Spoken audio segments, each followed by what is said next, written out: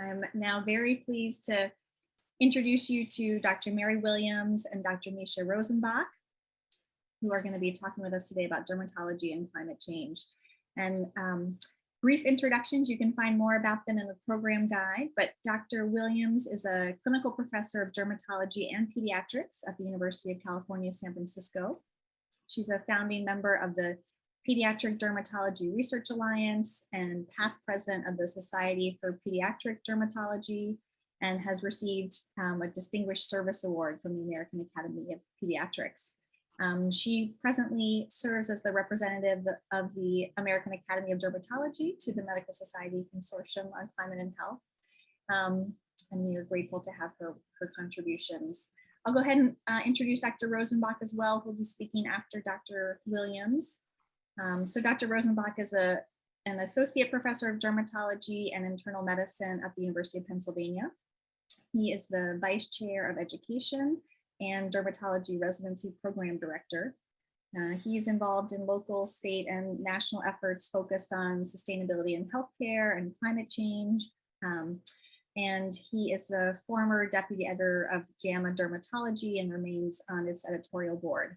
And together, Dr. Williams and Dr. Rosenbach are the leaders of the American Academy of Dermatology's expert resource group on climate change and environmental issues. So together they bring a whole force of experience and expertise on this topic. So we are thrilled to hear from them to teach us a little bit of the impacts of climate change on our skin and dermatologic conditions. So thank you both so much for being here, and I'll turn it over to you. Thank you. Waiting for my first slide. Great. So I'm going to start with some skin basics that we will need to understand the vulnerability of our skin to air pollution. And then I'm going to segue into talking about the role of skin in dissipating heat and preventing heat-related illnesses. And then I'm going to turn this over to my colleague, Misha, who will be talking about the shifting landscape of infectious diseases that gain entry through our skin and other emerging dermatologic consequences of climate change. Next slide, please. We won't be able to cover everything happening in the skin. So I'd like to refer you to this special issue in January of this year on the intersection of climate change and dermatology, full of comprehensive articles. This is an online journal and it's open access. So I encourage you all to learn more about what we're going to really just touch on here today. Next slide, please. I think it's fair to say that we tend to ignore skin when we think about the medical consequences of climate change. Yet that's kind of paradoxical because skin is, after all, out there. It's exposed to everything that's happening in the environment. It's the environmental organ. And it evolved to keep the outside out and hold the inside in. And in so doing, it fends off a variety of external assaults. And it does such a good job of this that it really gives us the luxury of forgetting about it most of the time. But still, skin does have its vulnerabilities. And one way to understand these is to consider how skin accomplishes its primary duty, which is to prevent the escape of our bodily fluids, for we're about 70% water and we live in a dry environment on dry land. So skin uses its water barrier to protect against the uptake of other substances, and not only water from the environment. When we take a bath, we don't drown thanks to our skin, but also all the chemicals that are out there in our environmental soup. And so understanding our water barrier provides a key to understanding our vulnerability to pollutants. Next slide, please.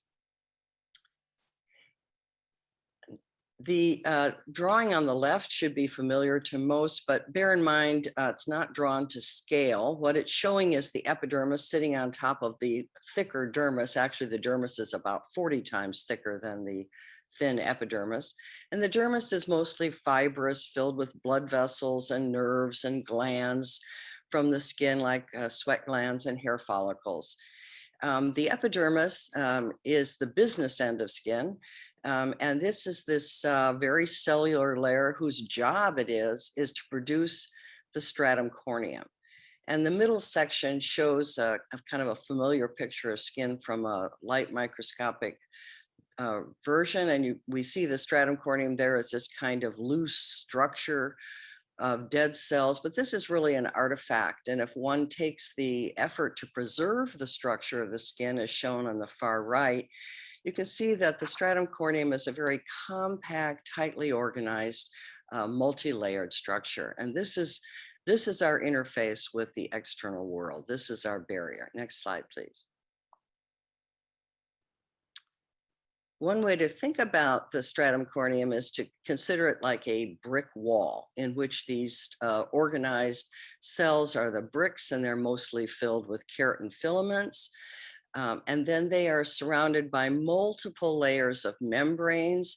These membranes are composed of remarkably hydrophobic lipids that essentially seal off the external environment, preventing the outward movement of our water, and also preventing the inward movement of foreign substances. And because it's a lipid-based system, it's particularly effective at excluding small water-soluble compounds, but it's less effective against those fatty compounds that are in our environment.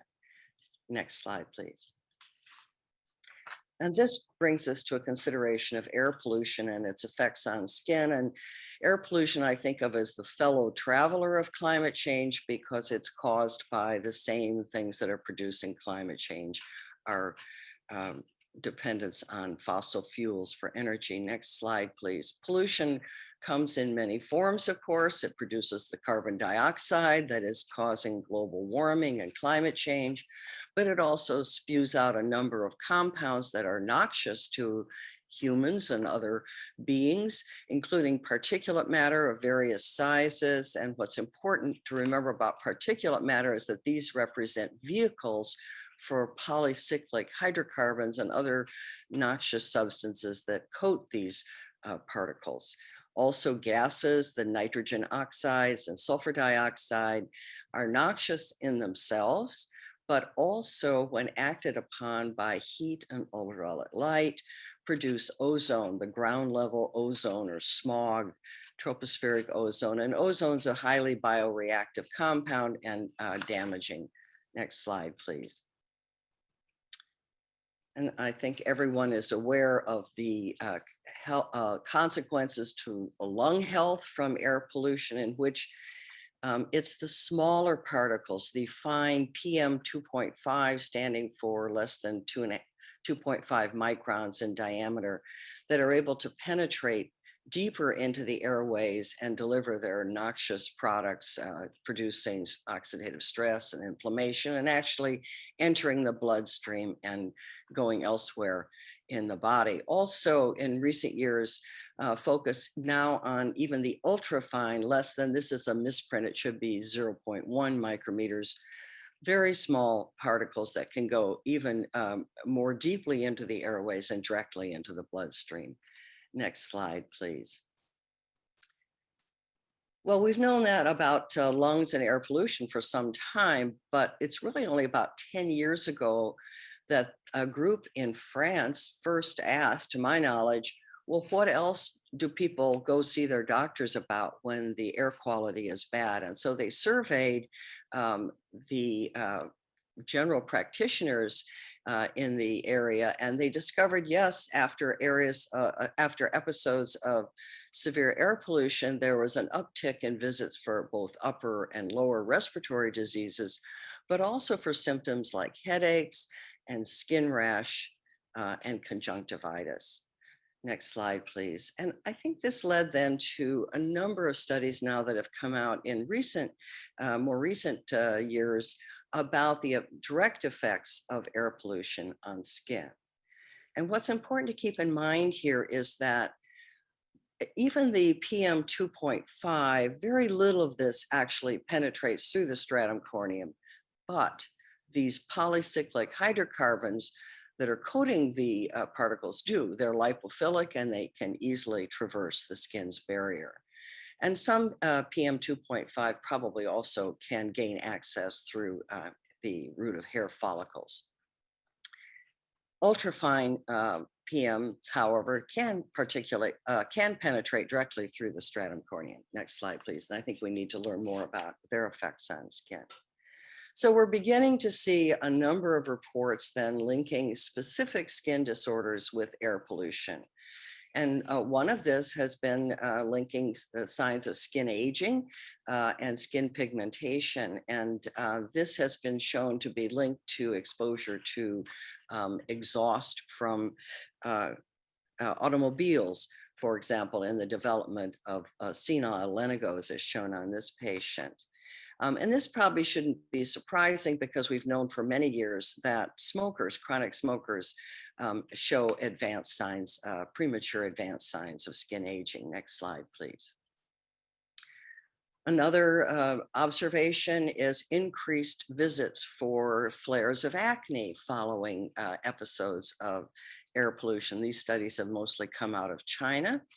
And this, again, is not surprising to me because we've known for decades that when you apply greasy skin products to people who are predisposed to acne, we can see flares of acne. And we know these particulate matter are coated with greasy hydrocarbons. So it's possible that that's the mechanism for these acne flares. Next slide, please. But the effects of air pollution on eczema are, I think, one that's really important to bear in mind. So the one form of eczema, atopic dermatitis, is extremely common disorder affecting 20% of children and occurring in the same families and individuals with asthma and hay fever and sharing common pathogenic mechanisms with those disorders. And a number of studies have now shown flares of eczema related to exposure to air pollution with particulate matter or sulfur or nitrogen dioxides. Several studies are also showing the risk of developing eczema in infants and children related to air exposure, both preconceptually, during pregnancy, and in the early weeks and months of birth. Next slide, please. This is a study recently from my institution where the authors looked at spikes in air pollution from a wildfire. This was the 2018 Camp wildfire that occurred about 150 miles north of San Francisco. And the peak in air pollution is shown in the blue and black lines of this graph. And what they noted were an uptick in visits for atopic dermatitis, eczema, and itch. And there were a marked increase in the weeks following of visits for atopic dermatitis among the pediatric population and of visits for itch and eczema amongst adults in the population. And what with the adult patients coming in with eczema, many of them didn't have a past history of atopic dermatitis, but this really corresponds to other studies that have been done showing flares of eczema in older adults in relation to exposure to pollution from automobile exhaust, for example. Next slide, please. So in addition to these things, skin aging, acne, atopic dermatitis in relation to air pollution, there have been a few other reports that suggest that this is really an expanding area of knowledge and we need to stay tuned. For example, one group noted an uptick in visits to the emergency room for cellulitis and following exposure to ozone. And then another studies showing flares of systemic sclerosis and related to air pollution. Next slide, please. I want to just end with this part of the talk with one thought about remembering that sometimes skin is the route in which pollutants get into our body. And so, for example, skin uptake of phthalates or flame retardants, or some of the pesticides like chlorpyrifos, all of whom have been linked to damage to infants during pregnancy and neonates with the developing heat. I'm sorry, with the developing brain. So skin is also vulnerable in this way. Next slide, please, and makes all of us vulnerable. I'm going to switch now and talk about something that came up in the chat earlier, and I want to give you the dermatologic slant on this, and this is the role of skin in heat dissipation. So I think everyone in this audience is well aware of the rising temperatures. Next slide, please.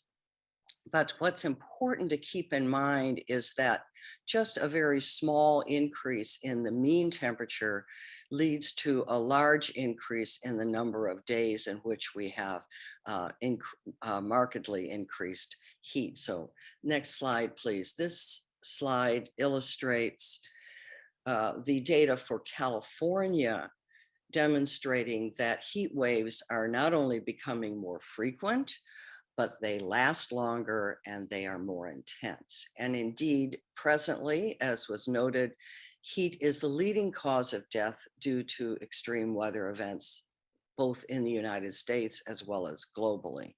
Next slide, please.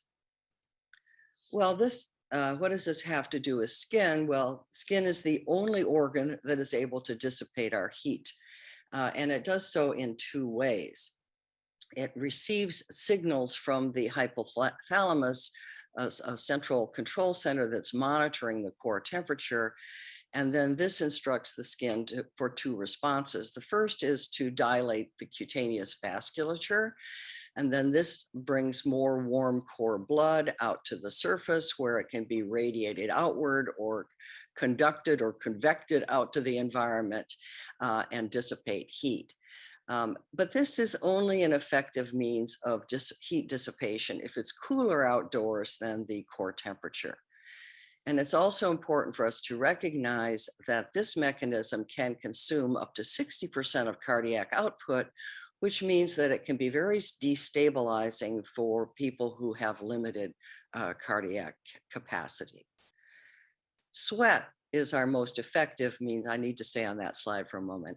Sweat is our most effective means for dissipating heat because it can cool us even when the external temperature is warmer than the core. We produce a secretion of sweat in the coils of the gland that are located deep in the dermis. This is an isotonic solution, and as this sweat moves outward through the duct, the salts are reabsorbed such that by the time sweat reaches the surface, it's quite hypotonic. However, at faster rates of sweat production, this ability to absorb salts is limited, and so the sweat on the surface becomes saltier. Next slide, please. So I think of heat stroke and heat exhaustion as a manifestation of skin's failure. Skin is unable to keep up with the demand. And there are several ways in which this can happen that I will go through briefly with you. Next slide, please. The first of these is an impaired capacity for skin vasodilatation. This is something that we can see in individuals with diabetes due to small vessel disease, at least in part. And it's also something that happens as we age. This capacity becomes diminished. Also in cardiac failure, this can be diminished. Next slide, please. Not everybody sweats equally. Newborns do not sweat effectively, and in fact, sweating does not become fully mature until late adolescence. Elderly capacity to sweat is also lost with aging. In fact, this happens as early as in the 40s and is progressive thereafter. In children and the elderly, there's a higher thermal set point before the onset of sweating, before sweating is triggered and the output per gland is reduced. Next slide. A number of skin disorders can lead to anhidrosis. Non-genetic disorders like widespread dermatitis from atopic dermatitis or psoriasis can interfere with sweating, as well as a number of inherited, less common skin conditions can be associated associated with anhidrosis. It's also important to bear in mind that neurologic disorders that affect the sympathetic branch of the nervous system, particularly those that affect the cholinergic branch, can lead to anhidrosis. And people may not realize they are anhidrotic until they experience an episode of heat exhaustion or heat stroke. So we need to keep this in mind for our patients. Next slide, please. Finally, and probably most importantly, there's a whole host of medications that can impair one's ability to dissipate heat through the skin, diuretics, which reduce blood flow, and medications which affect the ability of sweat glands to produce sweat. Most of these are the anticholinergics, and there are a wide number of drugs that have anticholinergic effects that are used for a wide variety of indications. One study showed that half of patients admitted to intensive care units for heat stroke were on a medication that impaired their sweat response. Another study looking at the elderly and the medications they were on showed that 20% of the elderly are on 5 or more medications that affect their ability to dissipate heat. So this is the next slide, please, an extremely important area for all of us to be aware of. And I think it's incumbent on all physicians to identify their patients who are at increased risk for heat stress and counsel them on strategies to stay cool. And I'm putting up here one brochure from My Green Doctor that is available free of charge that you can put in your offices and hand out to your patients.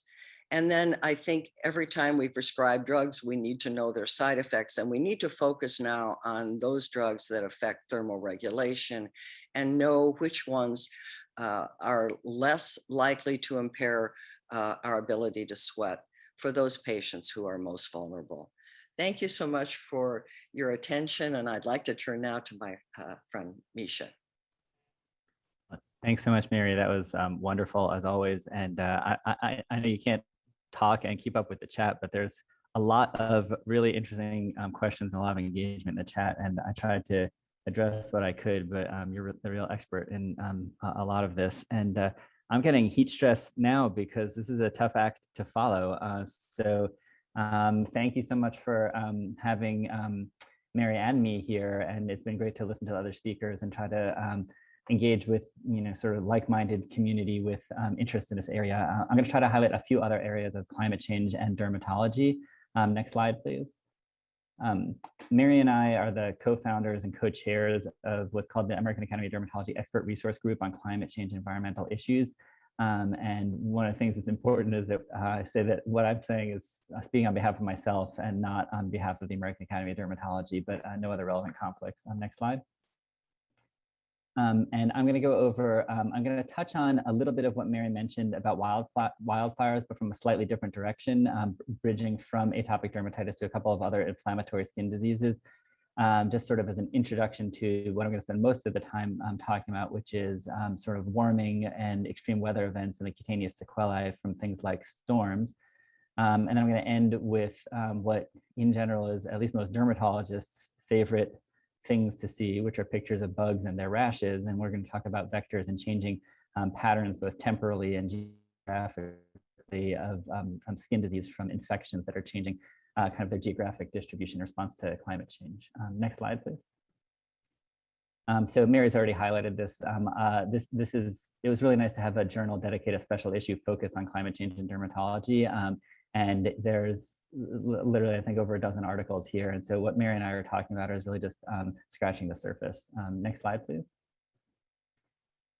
So this is a picture that I don't know how many of you are on social media and doing this hashtag Climate Health 2021. There's someone who's he calls himself a climate futurist. His name is Alex Stefan, and he has this great account, and he linked this picture last year from this photographer in California who has captured some vivid images of the wildfires. I think this captures so much about climate change, and people talked about the syndemics of COVID and climate, and sort of lessons learned from COVID, and the importance of following science, and how many climate scientists kind of pointed out that climate scientists have been struggling with what a lot of public health and infectious disease experts were struggling with during the COVID pandemic, which is the plethora of misinformation. But really, we talk about climate change as a threat multiplier, and it makes everything worse. And we also talk about how climate change differentially impacts different, more vulnerable populations. So this is highlighting, this is a senior center, and they have this sign that says wear a mask and social distance and stay safe. But it's very hard to mitigate things like climate emergencies, certainly in the face of a pandemic. And we know there's cyclones in India right now, and you can imagine what forced evacuations are doing in a country that has really an overwhelming burden of COVID infections. And so this is, for me, a reminder to consistently keep in mind the differential impacts on more vulnerable populations in all of what we talk about. Next slide, please. And so Mary already talked about wildfires. I will say wildfires in California. And so I've had many conference calls with Mary and colleagues at UCSF who sometimes are coughing or were wearing N95 sort of pre-COVID pandemic because of the expanding wildfire season. So this is the New England Journal, which I actually think the New England Journal has done a great job of dedicating section to climate and health. Lancet Planetary Health also. This basically shows columns that are changes in frequency of wildfires at 1.5 degrees C or change in length of wildfire season. And those of you who aren't aware, the US and Australia, since they're on opposite hemispheres, usually share their wildfire fighting personnel and equipment. But as the wildfire season has expanded in both the US and Australia, now there's overlap. So there's shortage of both people and equipment. And we're certainly seeing more wildfires and worse wildfires. And that, as Mary said, has obviously pulmonary sequelae, but also skin sequelae. Next slide. And so Mary highlighted this article. There was an accompanying editorial that I think really elaborates even more on some of what was found in the article, which is that this article, what it was studying was like a small region associated temporally with one of the large wildfires, and really the editorial extrapolated from that many thousands of people developed smoke-related health problems. But really the end of the editorial on that bottom right column says that we can focus on this as health professionals, we can focus on this as dermatologists, and there might be improved pharmacological treatments and other interventions for these conditions. But more effective policies and practices to mitigate climate change and reduce wildfires would be even more helpful to our patients' health. And I think that's one of the resonating messages that certainly I try to remember, is that we can do our jobs as health professionals, but also there is a need to engage sort of in educating policymakers and speaking up about these issues. Next slide.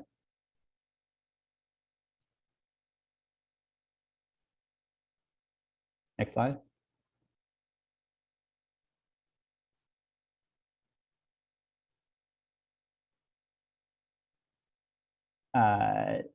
Okay, and Mary covered much of this, and so in the interest of time and to allow more discussion, I'll just go to the next slide after this. And so there are a number of studies within the US, in China, and elsewhere, and there's some large epidemiologic studies. You can go to the next slide. And next slide again.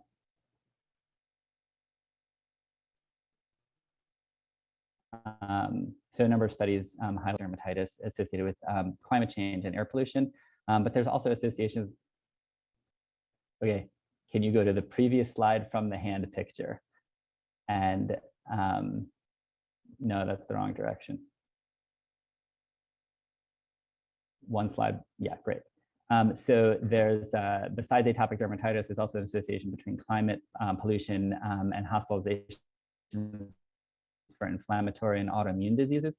This is shown for lupus. Over here is a picture of a blistering disease. It's called pemphigus vulgaris, which is an autoimmune blistering disease that's been linked to flares of climate change and pollution. And then there's a review article highlighting other things, psoriasis in particular, acne, as Mary touched on, potentially hair loss, and also skin cancer, which I'll mention very briefly. Next slide. So I got interested in the intersection of climate change and dermatology when I saw this case. So I'm the director of the inpatient consult service. And about 10 years ago, we started seeing hospitalized adults with these kind of reddish oval papular vesicles, sort of football-shaped, aligned with the dermatoglyphs.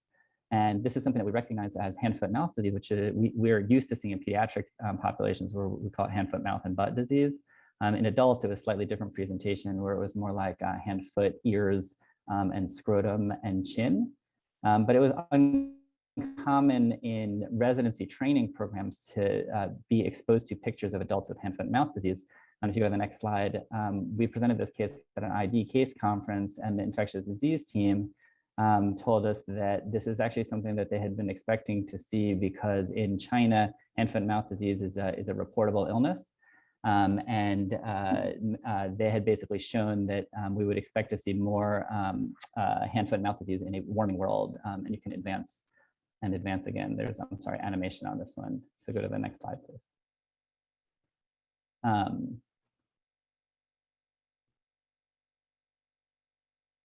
So I'm not going to spend too much time focusing on the sort of science of climate change. I know speaking to an educated audience. I think many people have seen the hockey stick pictures here with the striking increases in CO2 and temperatures. Next slide. I do think it's helpful to share illustrative images that we may not be familiar with. And so this was in the Washington Post is a different way to look at how much carbon has been emitted in the past 100 years. And so this is changes in CO2 per 1,000 years. In the last 100 years, you can see a really sharp spike in emission, obviously from anthropogenic climate change and fossil fuel burning. Next slide, please. Obviously, these are tightly linked, CO2 and temperature. Next slide. And what I'm going to spend, if you've been alive since 1976, you've really never experienced an average or below average temperature in your life. And so I really think this drives home how warm the world is and how little we can rely on our own personal reflections in terms of identifying patterns of climate change. But really, this is a geologic scale that's being subject to human rate of change. And that's leading to a lot of changes that are happening very rapidly. Next slide, please. So one of the changes that's happening rapidly is that as there's warming in the air, there's also absorption of that water warmth into the oceans. And the oceans are warmer, and that fuels more powerful storms. Next slide, please. And you can see here the rate of sort of as there's more warmth in the surface, there's more stronger storms. Next slide, please.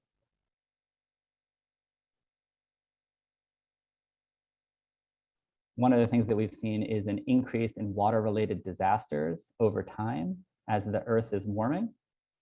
And we can see a number of cutaneous consequences as a result of these extreme weather events. And so after severe flooding events or extreme weather events, the WHO notes that skin disease is the most common issue, more common than diarrhea or respiratory infection. These include cutaneous infections, bug bites, animal bites, as things are sort of forced to move to higher ground and be in closer contact, immersion foot from the water, contact dermatitis, laceration from debris, and traumatic injury. Next slide. Sorry, next slide again. These are just some pictures of what you can see. And so that panel A is a Vibrio, which is a hemorrhagic cellulitis. Panel B is a sporotrichoid spread of mycobacterial infection. Panel C is Mycobacterium abscess. Panel D, you can also see an E, which is called Madura foot, which is sort of a suppurative fungal process. And then F is blasted, all of these following extreme weather events from hurricanes and flooding, also from tornadoes and airborne debris. Next slide, please.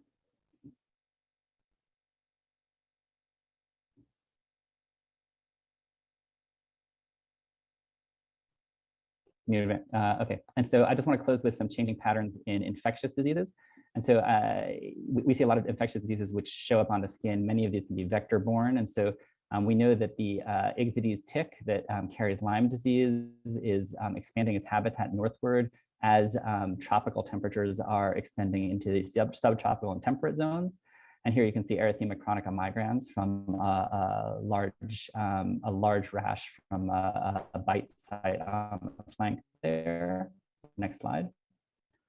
The CDC has tracking of where there are Lyme cases and number of Lyme cases. And you can see an expansion in Lyme cases over the past 15-year period, and an expansion in the geography of Lyme from kind of clustered around the mid-Atlantic region to now there are dermatologists and clinicians in Maine and even in Canada who spent most of their careers not worried about Lyme, who are now identifying cases of Lyme. And you can imagine this also leads to delays in diagnoses and missed cases of Lyme and kind of advanced Lyme and secondary Lyme. Next slide, please.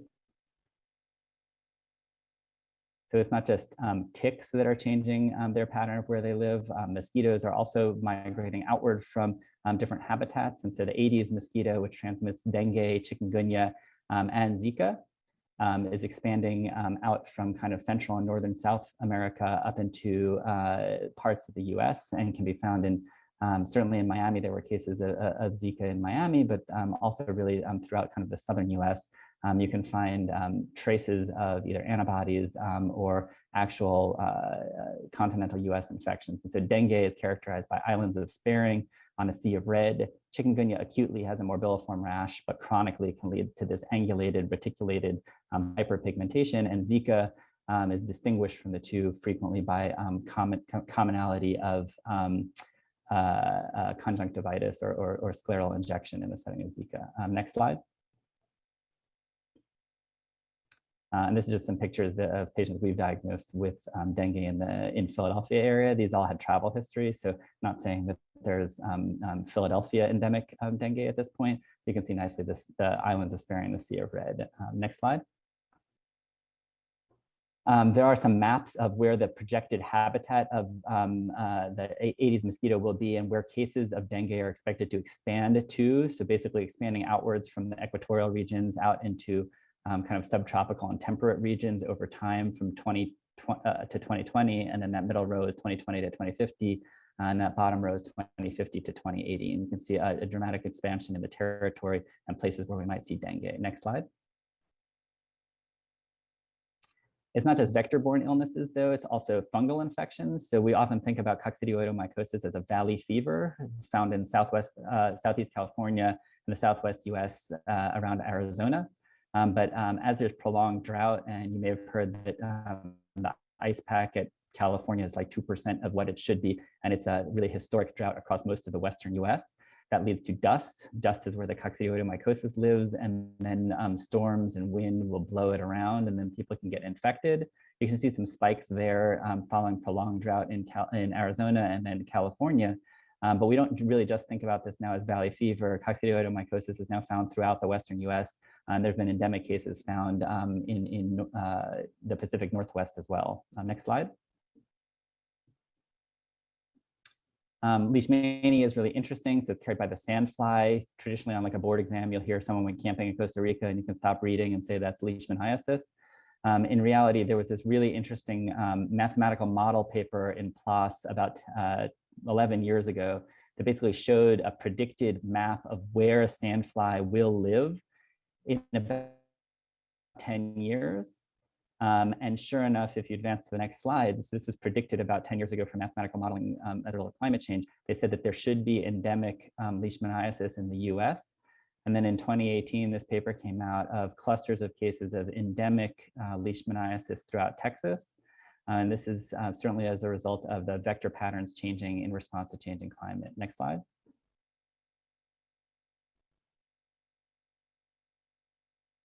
I'm not going to get too far into skin cancer. There's a few ways that climate change is leading to increased rates of skin cancer. Part of this is just the expansion of summer seasons and warmer spring and autumn. It means people are outside more wearing less clothing. But there are also some impacts between CO2, ozone layer, which is positive news in terms of ozone layer. But there's suggestion that there will be increased skin cancer as the world warms. Next slide. And I'll just go quickly through, I know, again, this is preaching to the choir, but the pledges that people have made versus where we need to be versus where current policies are not aligned. Next slide, please. When that boat was stuck in the Suez Canal, there were a lot of memes. This one I thought was telling, which was the massive problem of climate change and a number of places coming up with 2050 net zero pledges, but without intermittent details of how to achieve those goals. And so I do really think it's time for us as clinicians who really are trusted voices still, even in this era of polarization, to talk about this problem and the need for urgent, real, actual steps to lead to changes. Next slide. And I usually end with something like this, which is there's all these benefits that we know from what we can do now, where we know that the cheapest new energy to install is solar and potentially wind energy. And even if there are doubts about this, which really there's only doubts in one part of the US, and I feel like the rest of the world is fairly aligned about this, all these benefits are basically cost neutral or cost savings, and there's a lot of health benefits from what we're talking about. Next slide. And I know you're all familiar with this, but there are a lot of helpful resources out there beyond, the medical societies for climate health is fantastic. A lot of organizations and journals have started publishing about this, and we certainly try to be a resource in dermatology. So thanks so much. Sorry, next slide I think is the thank you slide. So I'll end there. Thank you so much, Dr. Williams and Dr. Rosenbach. What a great session. I see some thoughts in the chat that it's a little bit terrifying and jarring, but we really appreciate you going through that. I personally love the infectious disease component, so thank you for highlighting those. We have a few minutes for questions, but briefly. So if you have questions, please let us know by raising your hand in the chat function. I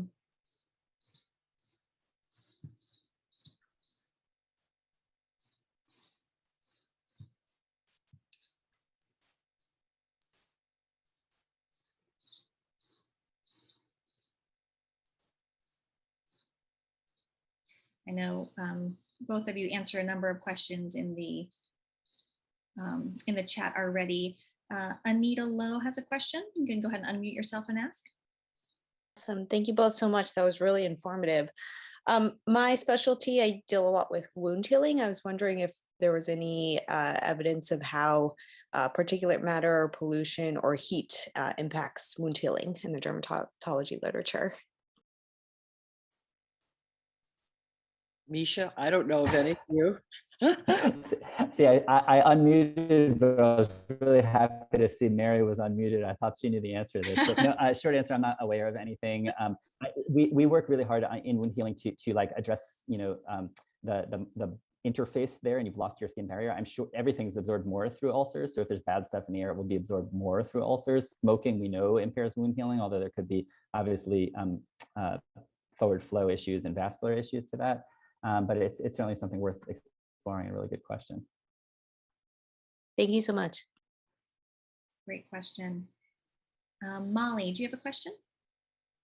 Hi, sorry, not as much of a question. I just wanted to comment on that. I'm an anesthesiologist actually, and so I just finished up Clean Med, which is a conference a couple of days ago. But while I was looking for this, there are lots of increased post-operative wounds in the summer months. So there's increased wounds for spine surgery, total hips, total knees. So that was something that was new to me. So warmer weather spiking in this in the summer, in June, we have higher infection rates of surgical site infections, which is pretty interesting. Yeah.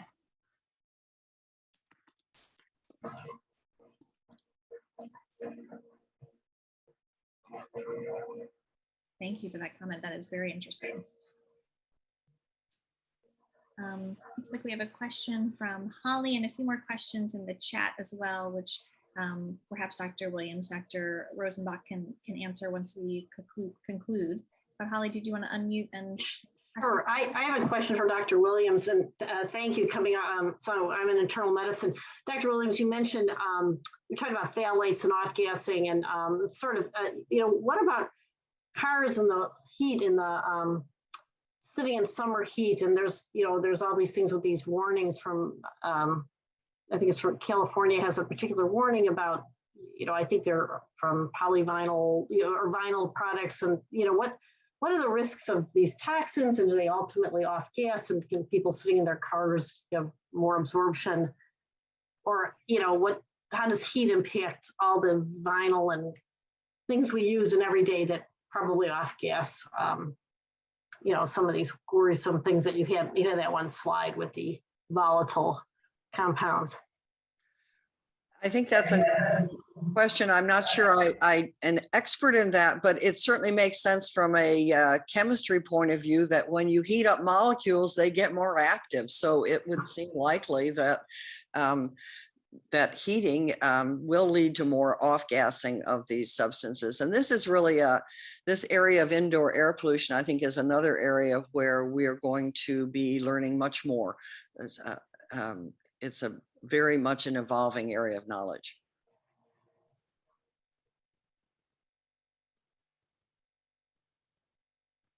Let's take one more question from Sam, and then we'll wrap up. Yes, thank you. And thank you for this excellent presentation. I'm curious if you're aware of any literature on changes in dermatological manifestations of rising pollen counts. So, I mean, yes, like there's more pollen, and so there's more seasonal allergies, and so we would expect that that's also something that's associated with this atopic triad that people have mentioned, and I'll let Mary elaborate on that. But there's also actually data that increased CO2 in the air makes poison ivy, poison oak, poison sumac, the urushiol more vicious, basically, so you can get more poison ivy from climate change. And the plants love it, so they grow better. So more plants, more production. Great, thank you so much. I invite Dr. Ferguson, who has a hand raised, to put your question in the chat, and hopefully Dr. Williams and Dr. Rosenbach will have a chance to address your question. And I just wanted to thank you both so much for a fantastic presentation. Always important to keep the skin, our greatest defense, in mind as we think about climate change impacts and solutions.